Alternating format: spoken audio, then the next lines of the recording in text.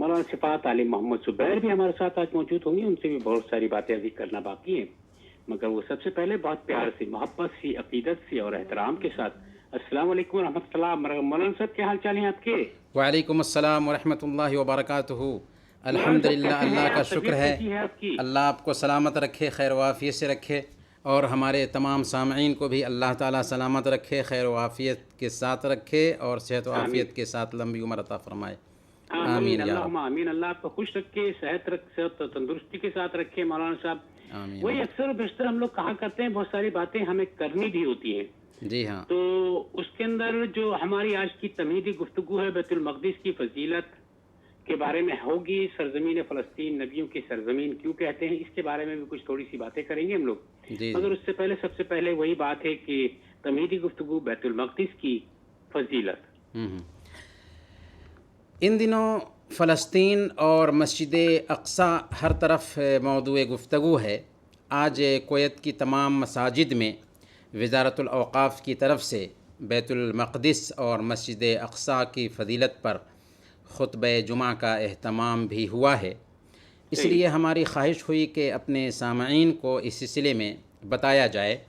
چنانچہ ہم بیت المقدس یا مسجد اقصیٰ کی فضیلت سے متعلق کچھ اہم باتیں آپ کی خدمت میں پیش کریں گے. بیت المقدس اور مسجد اقصیٰ کا ہمارے دین میں بڑا مقام اور مرتبہ ہے. ہمارے دلوں میں اس کی بڑی عظمت ہے، کیونکہ اسی سرزمین پر ہمارے نبی کو رات کے ایک حصے میں لے جایا گیا تھا، اور وہیں سے آپ صلی اللہ علیہ وسلم کو معراج کرایا گیا تھا. وہیں پر آپ صلی اللہ علیہ وسلم نے انبیاء کرام کی امامت فرمائی تھی. یہ سرزمین مسلمانوں کا پہلا قبلہ ہے. اس سے ایمان والوں کا والہانہ جذباتی اور ایمانی تعلق ہے. اسے دیکھنے کے لیے مومنوں کے دل تڑپتے ہیں.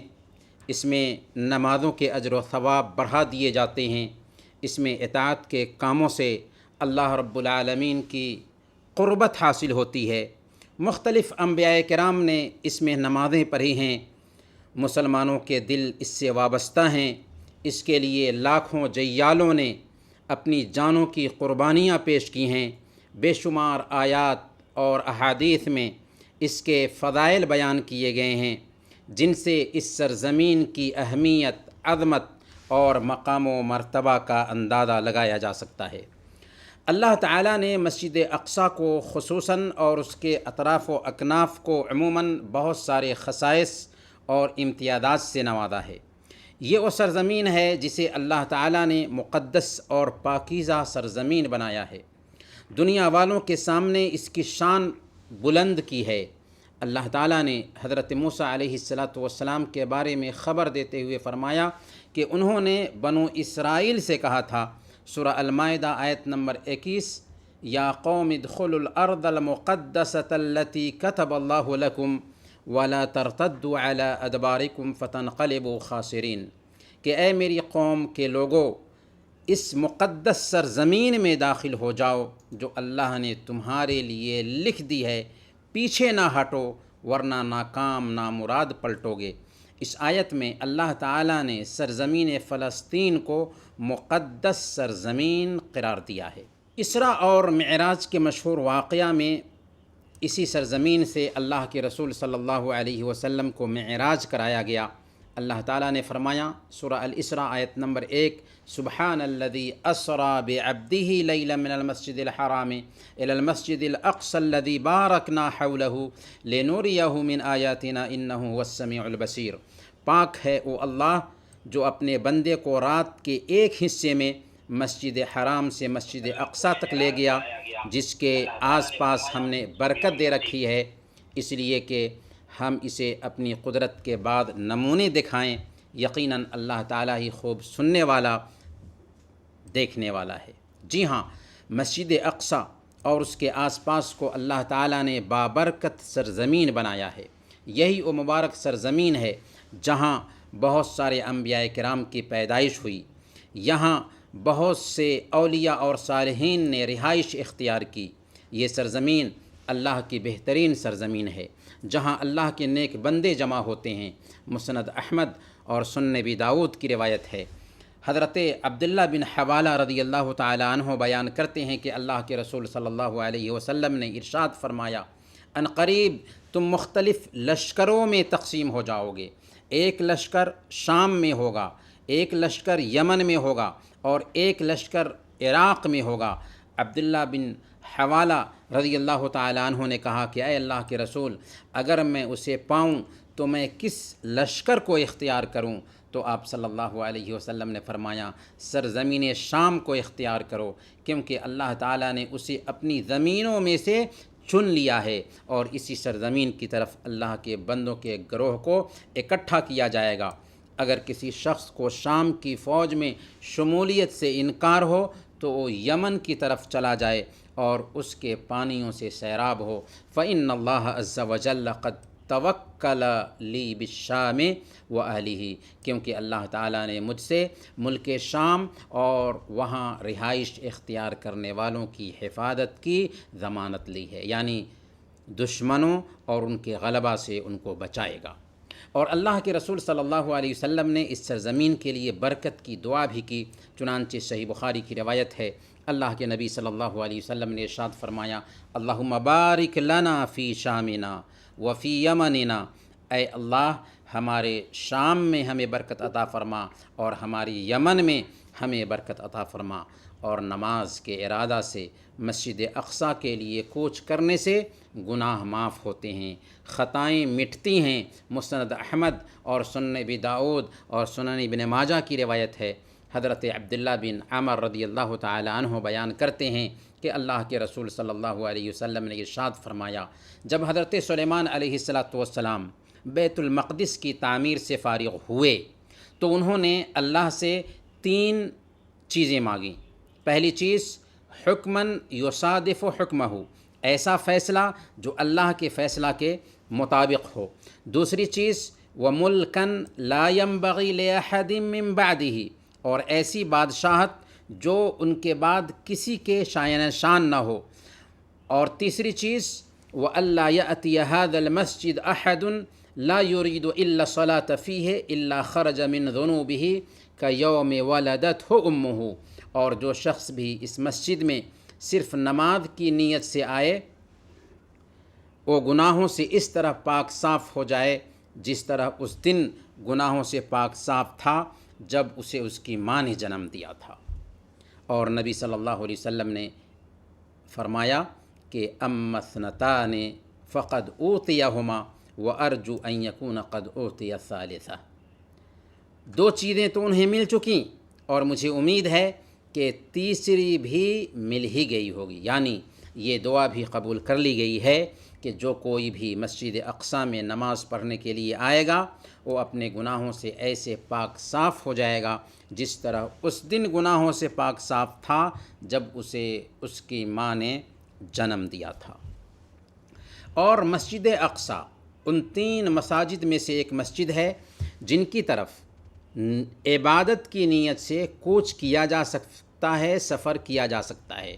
صحیح بخاری اور صحیح مسلم کی روایت ہے، اللہ کے نبی صلی اللہ علیہ وسلم نے ارشاد فرمایا، لا تشد الرحال الا الى 3 مساجد، المسجد الحرام ومسجد الرسول صلی اللہ علیہ وسلم ومسجد الاقصیٰ، کجاوے نہ باندھے جائیں یعنی سفر نہ کیا جائے مگر 3 مسجدوں کی طرف، مسجد حرام، دوسرے مدینہ کی مسجد نبوی اور تیسری مسجد اقصیٰ یعنی بیت المقدس۔ مطلب یہ ہوا کہ صرف یہ 3 مساجد ہی ایسا منصب رکھتی ہیں کہ ان میں نماز پڑھنے کے لیے، ان کی زیارت کے لیے سفر کیا جائے۔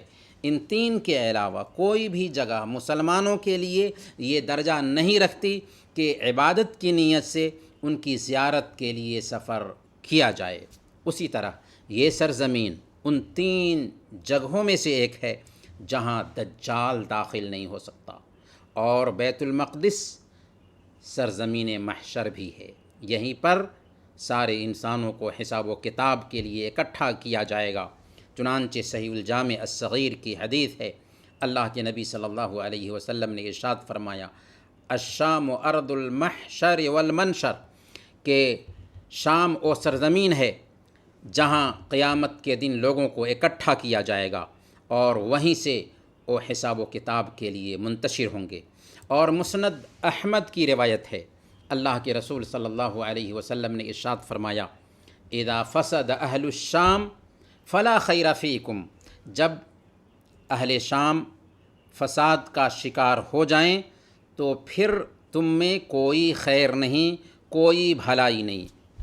جب سرزمین شام کی یہ آن بان اور شان ہو، جب سرزمین فلسطین کا یہ مقام اور مرتبہ ہو، جس سرزمین کا یہ حال ہو، وہ اس قابل ہے کہ اس کے لیے جان مال کی قربانی پیش کی جائے، اس کے لیے ہر قیمتی چیز کی قربانی دی جائے تاکہ ظالم یہودیوں کے قبضے سے اس سرزمین کو آزاد کیا جا سکے، صہیونیوں کے غاصبانہ تسلط سے اسے نکالا جا سکے، جو ہمیشہ اس سرزمین کی حرمت کو پامال کرتے ہیں، ہماری بہن بیٹیوں کی عزتیں لوٹتے ہیں اور پوری کوشش صرف کر رہے ہیں کہ مسجد اقصیٰ کی تاریخ مٹا دی جائے، اس کی روشن تاریخ کو دفن کر دیا جائے اور اپنے صہیونی مقاصد کی تکمیل کر سکیں، مسجد اقصیٰ کو منہدم کر کے اس کی جگہ پر خود ساختہ ہیکل کی تعمیر کر سکیں۔ صہیونیوں کی جرأت یہاں تک پہنچ گئی کہ انہوں نے پچھلے دنوں 5 وقتہ نماز قائم کرنے سے منع کر دیا، جیسا کہ میڈیا میں یہ خبریں سنی اور دیکھی گئیں۔ نمازیوں کے لیے مسجد اقصیٰ کے دروازے بند کر دیے گئے اور مسلمانوں کو اس میں عبادت سے روک دیا گیا۔ اس تعصبانہ اور ظالمانہ رویہ کے خلاف قابض صہیونیوں اور فلسطینیوں کے بیچ تصادم ہوا، جس کے نتیجہ میں سینکڑوں فلسطینی مسلمان شہید، ہزاروں کی تعداد میں زخمی ہوئے، سینکڑوں عمارتیں زمین بوس کر دی گئیں۔ اللہ تعالیٰ نے اسی سلسلے میں سورہ البقرہ آیت نمبر 114 میں بیان فرمایا، وَمَنْ أَظْلَمُ مِمَّنْ مَنَعَ مَسَاجِدَ اللَّهِ أَنْ يُذْكَرَ فِيهَا اسْمُهُ وَسَعَى فِي خَرَابِهَا، اس شخص سے بڑھ کر ظالم کون ہو سکتا ہے جو اللہ تعالیٰ کی مسجدوں میں اللہ کے ذکر کیے جانے کو روک دے اور اس کی بربادی کی کوشش کرے۔ ظالم صہیونیوں نے جیسی تخریب کاری کی ہے اور فساد مچایا ہے، اس سے انسانیت کی پیشانی شرم سے جھک جاتی ہے، لہذا انسانی حقوق کی تنظیموں اور مشرق و مغرب میں پائے جانے والے مسلمانوں کی واجبی ذمہ داری ہے کہ وہ فلسطینی بھائیوں کی مدد کے لیے آئیں تاکہ صہیونیوں کی سازش، ان کے مکر و فریب اور سرکشی کا پول کھولا جا سکے اور مقدس سرزمین کو غاصبانہ تسلط سے آزاد کرایا جا سکے۔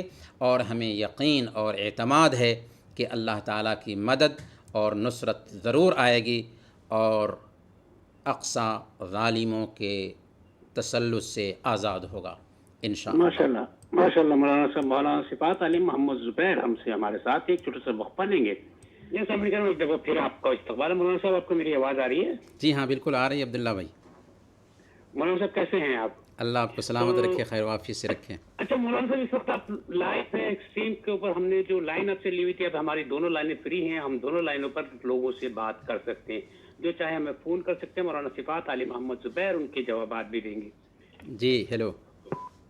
اور مسجد الاقصی میں جو نبی کریم صلی اللہ علیہ وسلم جب معراج پہ گئے تھے تو جہاں براق رکھے تھے اس جگہ کا نام کیا؟ ہاں صحیح، وہ تو سوال ابھی آنے والا تھا، ہمارے پروگرام میں شامل ہے وہ تو۔ جی جی جی وہ جگہ کو ہندو لوگ بھی بہت عزت دیتے، ان لوگ بھی وہاں جاتے، میں دیکھتے دیوال وال پوچھتے ہیں، میں کتنا یوٹیوب میں دیکھا یہ۔ ابھی مولانا صاحب بتائیں گے آپ کو، ٹھیک ہے؟ جی جی میں تو نہیں ہے انشاءاللہ۔ اچھا مولانا صاحب، آپ کی سمجھ میں سوال آ گیا یا دوبارہ پوچھ لیں؟ جی ہاں، نہیں سوال سمجھ میں آ گیا ہے۔ آ گیا سمجھ میں نا؟ ہاں ہاں جی ٹھیک ہے۔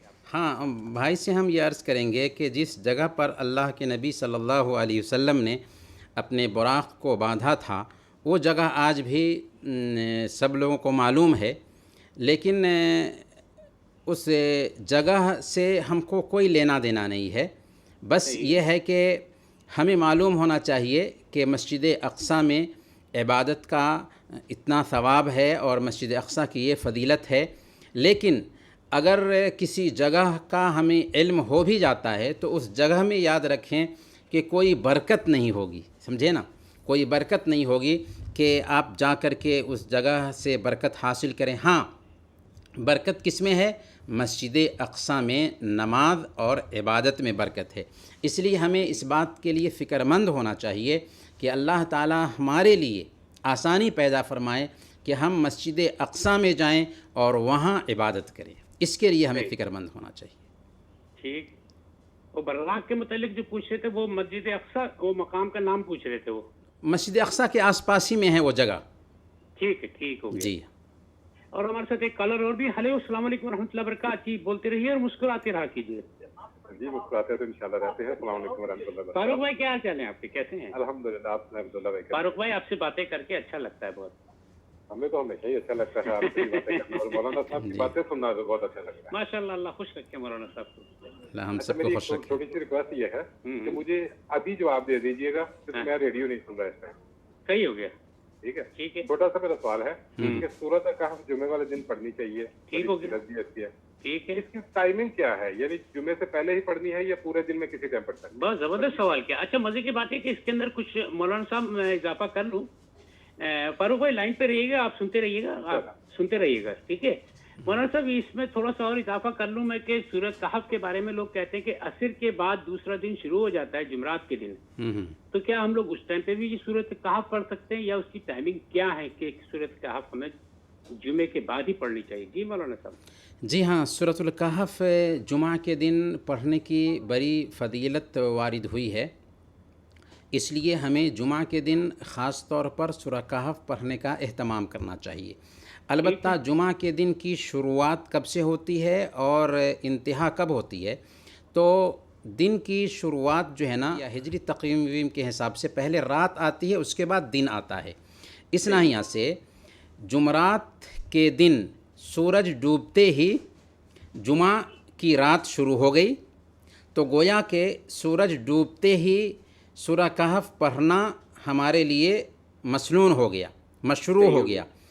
جمعہ کے دن سورج جب ڈوبے گا تو گویا کہ جمعہ کا دن ختم ہو چکا ہے، تو سورج ڈوبنے سے پہلے سورہ کہف پڑھ لینا چاہیے، کیونکہ ہم جمعہ کے دن میں سورہ کہف پڑھیں، یہی مسنون ہے۔ یہ شروع کہاں سے ہوگا ٹائم کی شروعات ہوگی جمعرات کے دن سورج ڈوبتے ہی، مغرب کے بعد، یعنی ہاں مغرب کے بعد، مغرب سے پہلے وہ جمعرات کا دن ہے۔ سورج جب ڈوبے گا تو جمعہ کی رات کی شروعات ہو جائے گی۔ ٹھیک ہو گیا، جی صحیح ہو گیا مولانا صاحب، بہت بہت شکریہ مولانا صاحب، مولانا صفات علی محمد صاحب، بہت شکریہ فاروق بھائی۔ اچھا سامعین کرام، کوئی کی اردو شاعت آپ سے مخاطب ہے، ابھی مولانا صاحب سے اور بھی سوالات کچھ باقی ہیں، ایک چھوٹا سا وقفہ لیں گے، وقفے کے بعد واپس آئیں گے۔ یہ سامعین کرام، ایک دفعہ پھر آپ کا استقبال ہے۔ مسجد اقصیٰ کو مسلمانوں کا قبلہ اول کیوں کہا جاتا ہے؟ اور مولانا صاحب اسی میں تھوڑا سا اور ایڈ کر لیجیے گا کہ وہ جو قبلتین کہا جاتا ہے نا کہ قبلہ جب تبدیل ہوا تو اس واقعے کا بھی ذرا سا ذکر کر سکیں تو بہت اچھا ہو جائے گا۔ جی، مسجد اقصیٰ کو مسلمانوں کو قبلہ اول کیوں کہا جاتا ہے؟ ہاں، مسجد اقصیٰ کو مسلمانوں کا قبلہ اول اس لیے کہا جاتا ہے کہ سب سے پہلے مسجد اقصیٰ کو اللہ رب العالمین نے مسلمانوں کا قبلہ بنایا تھا، یعنی اللہ کے نبی صلی اللہ علیہ وسلم کو جب مکہ میں جب تک کہ 13 سال تک رہے تب تک کہ یہی حکم تھا کہ بیت المقدس کی طرف رخ کر کے نماز ادا کریں۔ چنانچہ امام ابن کثیر رحمۃ اللہ علیہ نے لکھا ہے کہ جب اللہ کے نبی صلی اللہ علیہ وسلم مکہ میں نماز پڑھتے تھے تو بیت المقدس کو قبلہ بناتے تھے اور اس کے ساتھ ساتھ کعبہ کی طرف بھی رخ رکھتے تھے، تو ایسا ہوتا تھا کہ کعبہ اور بیت المقدس دونوں قبلہ بن جایا کرتا تھا۔ صحیح۔ جب اللہ کے نبی صلی اللہ علیہ وسلم ہجرت کر کے مدینہ گئے تو 16-17 مہینے بیت المقدس کی طرف منہ کر کے نماز پڑھتے رہے. پھر اس کے بعد قبلہ کی تبدیلی کا حکم آیا.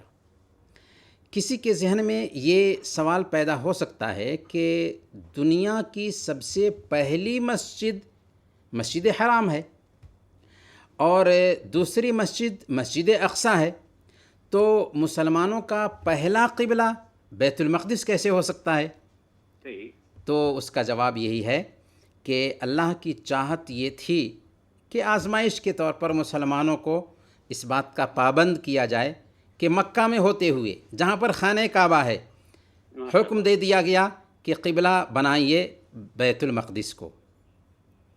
یہ آزمائش کے طور پر تھا. چنانچہ اللہ تعالیٰ نے قرآن کریم میں خود کہا وَمَا جَعَلْنَا الْقِبْلَةَ الَّتِي كُنْتَ عَلَيْهَا إِلَّا لِنَعْلَمَ مَنْ يَتَّبِعُ الرَّسُولَ مِمَّنْ يَنْقَلِبُ عَلَىٰ عَقِبَيْهِ، کہ ہم نے بیت المقدس کو قبلہ اس لیے بنایا جس پر آپ تھے، اس لیے مقرر کیا تھا کہ ہم جان لیں کہ رسول کا سچا تابعدار کون ہے. تو بس اس مقصد کے تحت اللہ رب العالمین نے مکہ میں بیت المقدس کو قبلہ رکھا اور مدینہ میں بھی 16-17 مہینے تک بیت المقدس قبلہ رہا. پھر اللہ رب العالمین نے مسجد حرام کو قبلہ بنا دیا. اور قبلتین کی جو مسجد ہے مدینہ میں، یہ مسجد اس بنیاد پر قبلتین کہی جاتی ہے کہ اس مسجد میں لوگ نماز پڑھ رہے تھے اور بیت المقدس سے مسجد حرام کی طرف جب قبلہ کی تحویل ہوئی اور صحابہ کرام کو پتہ چلا تو انہوں نے اپنا رخ مسجد حرام کی طرف پھیر لیا تھا. اس ناحیہ سے اس مسجد کو قبلتین کا نام دیا جاتا ہے. صحیح ہو گیا. اچھا مولانا صاحب، وہ ایک تو آخر میں بس چلتے چلتے ہمارے پاس جب وقت کم رہ جاتا ہے نا، آخر میں بہت سارے سوالات تھے. آج ایک سوال تھا کہ اگر دوران وضو کسی کا وضو ٹوٹ جائے یا یاد آئے کہ وہ وضو نہیں کیا ہے اس نے، تو ایسی صورت میں اسے کیا کرنا چاہیے؟ جی، اس سلسلے میں ظاہر ہے کہ بغیر وضو کے نماز نہیں ہوتی ہے، اور جب وضو ٹوٹ گیا تو نماز سے نکلنا ضروری ہے. نکلنے کا طریقہ یہ ہے کہ وہ دل میں نماز سے پلٹنے کا ارادہ کر لے اور نماز سے نکل جائے. دائیں بائیں سلام پھیرنے کی بھی ضرورت نہیں ہوگی. باہر نکلتے ہوئے ناک پر ہاتھ رکھے ہوا ہو جیسا کہ حدیث میں طریقہ بتایا گیا ہے. پھر وضو کر کے وہ نماز میں شامل ہو، اور جو رکعتیں انہوں نے پہلے پائی تھیں ان رکعتوں کا اعتبار نہیں ہوگا، کیونکہ وضو ٹوٹ جانے کی وجہ سے پہلی رکعتیں باطل ہو چکی ہیں. اب ان کو جو نمازیں ملیں گی ان کا اعتبار ہوگا. ٹھیک ہو گیا. جی. اچھا مولانا صاحب، وہی بات ہے کہ آخر میں چلتے چلتے ہمارے پاس کوئی 1.5 سے 2 منٹ رہ گئے، تو کیا دعا کریں گے؟ جی، سب سے پہلے ہم اپنے فلسطینی بھائیوں کی مدد کے لیے آگے آئیں، کیونکہ ایک مسلمان دوسرے مسلمان کے لیے ایسے ہی ہے جیسے ایک جسم کے سارے اعضاء اور جوارح، کہ اگر ایک جسم کو کسی طرح کی تکلیف پہنچتی ہے تو جسم کے سارے اعضاء و جوارح اس تکلیف کا احساس کرتے ہیں. اللہ کے نبی صلی اللہ علیہ وسلم نے یہی بات بتائی ہے کہ مثل المؤمنین فی توادہم و تراحمہم و تعاطفہم کمثل الجسد الواحد. مسلمانوں کی مثال ہمدردی رحم دلی میں ایک جسم کے جیسے ہے کہ جس کے کسی ایک حصے کو تکلیف پہنچتی ہے تو سارا حصہ درد محسوس کرتا ہے. لہذا اس بات پر ہم اپنی بات ختم کرتے ہوئے دعا کرتے ہیں کہ اللہ تعالیٰ دنیا کے سارے مسلمانوں کے ساتھ خیر کا معاملہ فرمائے، ساری انسانیت سے کرونا وائرس کی اس وبا کو دور فرما دے، ہم سب کو زندہ رکھے تو ایمان پر زندہ رکھے، اور وفات دے تو ایمان پر وفات دے. وصلی اللہ علی نبینا محمد وعلی آلہ وصحبہ اجمعین. ماشاء اللہ، سبحان اللہ. سمجھ گئے کوئی چیز درشا سے آئندہ جمعے کو پھر حاضر ہوں گے. اس وقت تک کے لیے مولانا صفات علی محمد زبیر، محمد برکت خان، ابو بکر پایوری اور عبداللہ عباسی کو اجازت دیجیے. شب بخیر. اللہ حافظ.